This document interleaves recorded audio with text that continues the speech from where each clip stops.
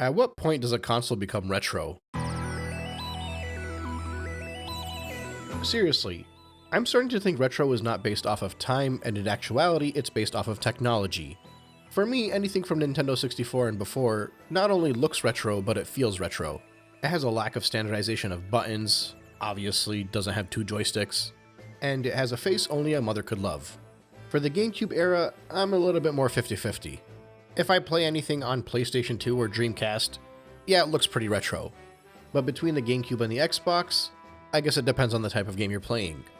But the thing is, even if those games look retro, they don't quite feel retro. And even then, they don't look nearly as retro as the stuff in the console generation before. And that just gets amplified in the next generation with the PlayStation 3, Xbox 360, and the Nintendo Wii. Now don't get me wrong, the Wii runs at 480i, 480p on a good day, but it mostly has widescreen support and everything you play feels like it should feel to control. It's admittedly a bit harder to gauge because of the motion controls, but by this point in time, even with the implementation of motion controls, everything just kind of felt right when you played it. Not to mention, by the time you got to the Wii, a lot of the most popular games ran at 60 frames per second. So even if you go back to it and it looks a little worse off, at least it's pretty smooth. But in fairness, there are games in the current console generation that struggle to hit that 60 frames per second benchmark, which means for the most part, I think a player going back in time and revisiting all these old titles that they grew up with or they never played before is a lot easier than you might think. And it's part of the reason why I think games from that era might be difficult to consider retro for most. A retro game doesn't only look old, it feels old, either because of an outdated control style or because of archaic performance issues. In the case of Super Mario Galaxy, anybody that's played any modern 3D Mario title, and really by modern I mean anything that was released after Super Mario Galaxy, or heck any 3D platformer in general on any console, if you go back to play Super Mario Galaxy, it won't feel off to control. Everything will feel exactly as it should. The game won't feel broken, or so to speak. As much as I love Super Mario 64, and as much as I recently discovered that I love Super Mario Sunshine, there's definitely a learning curve when it comes to the controls in those titles. Galaxy, despite throwing you in a crazy gravity gimmick, does not feel that way. It plays and moves and feels exactly as you expect it to feel. Put it this way, going back to Super Mario Galaxy is like grabbing a phone from a decade ago. It might be a bit older, but as long as you're in the same OS, you know exactly what you're doing. If you go back to Mario Sunshine, that's like grabbing a BlackBerry or something. And Mario 64 is like an old Nokia. Even though the gap in years between today and the day the first iPhone came out is much larger from when the first iPhone came out as compared to the later Nokia of the 90s, the gap between the first iPhone and that Nokia will feel much larger, because touchscreen controls on mobile phones has been standardized. It's the same thing in the gaming world in my opinion. And 3 minutes into the video, I've already answered the question in the title. Mario Galaxy will not age. Not anytime soon at least. Unless there's a scenario where the way that we game completely changes, revisiting it will always feel somewhat similar to what you're playing today. The only thing that might be able to date it is that we get so far removed and more advanced than 60 frames per second that it starts to become unplayable. But that's part of the reason why I say not anytime soon. Now of course I am playing this on 3D All-Stars, which is a little bit more touched up than the Wii version, but if you go back to play it on the Wii, you'll see that it feels pretty much just as good, if not better in some instances. The native controls will most likely feel more natural to certain people, but the 1080p upscaled, while yes, it is nice on the eyes, it doesn't really add that much to the experience. And I'm not saying that to downplay how good a game can look when it gets upscaled to 1080p from 480p. I'm saying that because the original 480p version was made with a great art style to make it beautiful already. In addition to that, think about the first 3D Mario games you might have played on the Nintendo Switch if that's where you started. Your choices are basically Mario 3D World or Mario Odyssey. While 3D World might have the simplified controls, the limited directional movements, as well as the run button, as you run through the stages, you feel the same philosophy that you would feel if you played Mario Galaxy today. Mario moving, start to end, and being pretty comfortable to control in a standardized fashion. Let's say Odyssey is the only Mario game you've ever played. The dynamic moveset, the open sandbox, the full control that you can get. Transitioning from there into Super Mario Galaxy feels the exact same way to play, minus a few differences in the movements. You obviously don't have Cappy, and you also don't have a dive. But the long jump, the side flip, all of that stuff is still there. So while you might be tackling a smaller sandbox or running through a more linear stage, it feels right. And I think you can take that idea and also apply it to the games that came before Galaxy. I delved a lot into this on the first segment of this whole retrospective, but Galaxy feels much more similar to Super Mario 64 and Super Mario Sunshine than people make it out to be. I feel like there's been this weird narrative where people view Galaxy as a straight linear game as if it's over Mario's shoulder walking down a tunnel, but I don't think the game is nearly that stiff. I think I've recently come to a conclusion that it's not only about the way a level is designed that determines if it's linear or not. I think the way the player controls plays a huge factor in that, even if a stage is laid out to be linear. If you have that 360 movement control, you're able to turn the camera around for the most part. Despite effectively having nowhere to go, that freedom in your control makes it feel a lot less linear. It's the reason why a stage in Super Mario 3D World that might have wide and open areas to traverse will still feel a lot more linear than the most narrowest of paths in Super Mario Galaxy. This honestly became very apparent to me when Shadow Generations came out. The levels in Shadow Generations are pretty similar to Sonic Generations, maybe a little bit more fleshed out.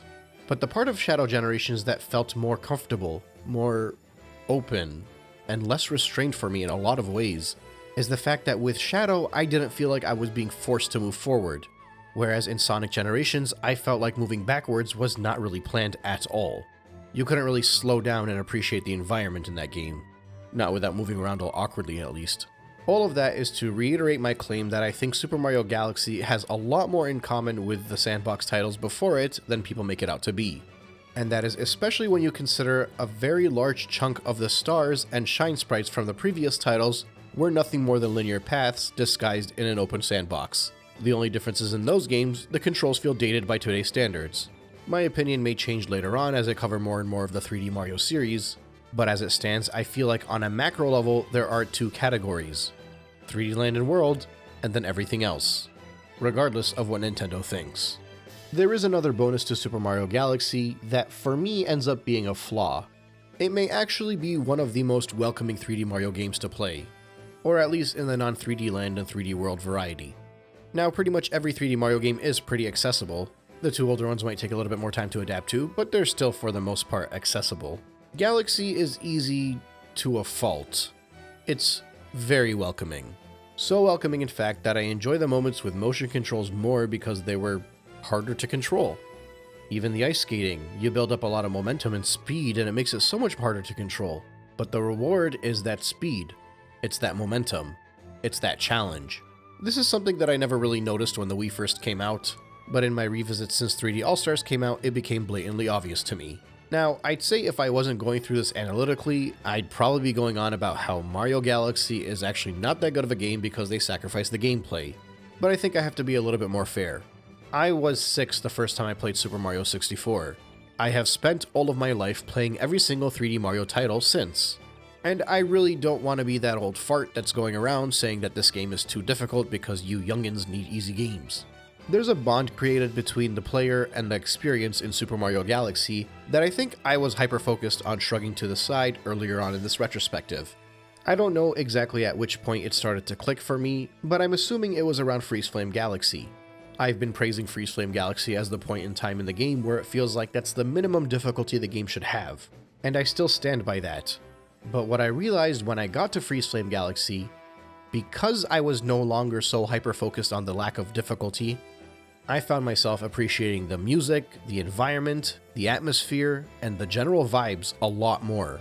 When I got to the end of the game, I actually ended up revisiting the first half of it with Luigi. I wasn't doing it for the content, I didn't collect all the stars, I didn't even record. But I wanted to see, now that I knew that there was a point in the game where it would start getting fun when it comes to the difficulty, if I would appreciate the immersion and the value of the title more. I learned a few things. The first thing I learned was that my hypothesis was correct. I appreciated Good Egg Galaxy and Space Junk and Battle Rock so much more than I expected. The music in all these stages started resonating me in ways that it did not resonate with me when I was going through it with Mario. And the second thing I learned was that Luigi was harder to control. He was faster. He had momentum. He was more fun. I've played the game with Luigi in the past. I did the 121 stars, got to do the fun purple coin challenge in the starting area, which I'm sorry that I'm just glossing it over like this because it really is a phenomenal gift for full completion. But I did not remember how much more enjoyable Luigi was. And I think part of that reason is because playing it back to back, you don't really think too much about how much different it feels, because that first playthrough might be a little bit too fresh. But then I started to remember the race with the Boo Mushroom being more difficult because you were slower, the races against Cosmic Mario being way more tighter, losing air when you swim fast underwater, and like I mentioned before, less traction, higher jumps, and faster speeds. Even that Toy Time Galaxy Luigi Purple Coin Challenge was way harder with Luigi. All of these memories started to come back to me. Through most of this retrospective, in my mind, I was thinking that I was having issues with Super Mario Galaxy because I was comparing it to Mario Sunshine. I think my bigger issue is that subconsciously, I was comparing it to playing the game with Luigi. Now obviously, I'm not going to do Luigi for this retrospective. I have too much to cover, I've done it in the past, and I think I've covered the talking points that are worth discussing already. But now, I'm kind of annoyed, because I think I should be doing it with Luigi.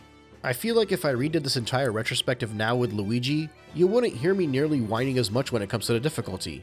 Now I'm not trying to say that Luigi is like a Kaizo hard mode, but all of these little improvements in the speed and in the challenge would make it much easier to swallow. And I think that actually angers me more than it should make me happy. Nintendo should have let you start with Luigi if you wanted to. They could have straight up said he was the hard mode, or at the very least let players switch back and forth like they do in some of the other titles. I think a lot of the complaints players would have made about Super Mario Galaxy over the years would have subsided. While I can admit that I may have been being unfair in trying to shrug off the story and the atmosphere and the narrative, at the same time I think it is important to view it from my perspective. And not just because it's my perspective, I think I've seen many people share the same view that I have. When a game challenges you, and more importantly, challenges you in a way that you enjoy, at that point you start to appreciate all of the emotional sides of things. And again, I'm not even saying I want Kaizo Mario, I'm just saying Luigi. When the gameplay is good, and I realize good is a very subjective term, the flights between the planetoids on Good Egg Galaxy become a lot more enjoyable. The mysterious music of Space Junk Galaxy becomes something that tugs at your heartstrings. Battle Rock Galaxy's commanding music feels a lot more impactful. Ghostly Galaxy becomes less of a cute gimmick and more of an eerie set piece. And Gusty Garden Galaxy? Oh man. I praised the aesthetics, I praised the music, I spoke fairly highly of it. I did all that when I thought the game was too easy and a little too boring. Going back to it a second time, it gave me chills. The Comet Observatory gave me chills. Rosalina gave me chills. That library where Rosalina goes through the story to you, I didn't care about it in the first playthrough, because I viewed it as another symptom of why this game was not as fun as it could be. But when I started having fun, it was so pleasant to revisit. When I made my Comet Observatory segment, it was after I had revisited all these parts of the game. And in many ways, that's why my tone was a lot deeper during those moments. I felt like this game had spirit. And I know many of you are new around here and have probably not watched my Sonic retrospective, but I defended the hell out of Sonic 06, Sonic and the Black Knight, and especially Sonic Unleashed. And even more. And it's because those games had spirit. 3D Mario games in general do not have spirit. And I think the spirit in Super Mario Galaxy at first went unnoticed and then it blindsided me. I get it now. I started to get it when I went through the dichotomy of the vibes in Freeze Flame Galaxy. Dusty Dune Galaxy took it up a level. Toy Time Galaxy was not only fun as heck, the strange backdrop just made it feel surreal. Deep Dark Galaxy gave me this uncomfortable and uncanny feeling, and Dreadnought Galaxy felt like what I wanted Battle Rock Galaxy to feel like. And then you just spread it around with everything that I had already enjoyed. Honey Hive, Beach Bowl, Gold Leaf, Molten, 1 or 2 stars in Sea Slide, all of the purple coin challenges, and all of the various types of small galaxies spread throughout the game. And all of a sudden, because I'm having a good time, because now I think the game is good, all of that stuff that I shrugged off initially, the story and atmosphere and the like, changes it to a great game, changes it to an amazing game. And look, at the end of the day, I might not think Super Mario Galaxy is the best 3D Mario title. I'll be blunt, the fun factor is very important to me, and subjectively, I enjoy Super Mario Sunshine more, and it's not going to surpass Super Mario 64 because of all the nostalgia I have for it. But I've always said that every 3D Mario title is at least a 9 out of 10, so even if you're the worst, you're still pretty damn good. It makes me very excited to visit Super Mario Galaxy 2. At the time of recording, I can't say for certain when I'm starting that series, but I'm guessing it's only a week after you guys are watching this segment. When I covered Mario Sunshine, I set a goal to upload a video every day for 30 days straight. If I'm not mistaken, today or tomorrow is day 60. I'm generally always 5 or 6 days ahead when it comes to the videos that are being uploaded. Obviously, my Patreons and my channel members would know that because they get early access to everything for only $2 a month. But the point is, as much as I would love to continue the streak of daily uploads, I think at least taking a week off to build myself a little bit of a bigger buffer is worth it. Primarily because I don't want my rushing videos to feel like I'm sacrificing quality.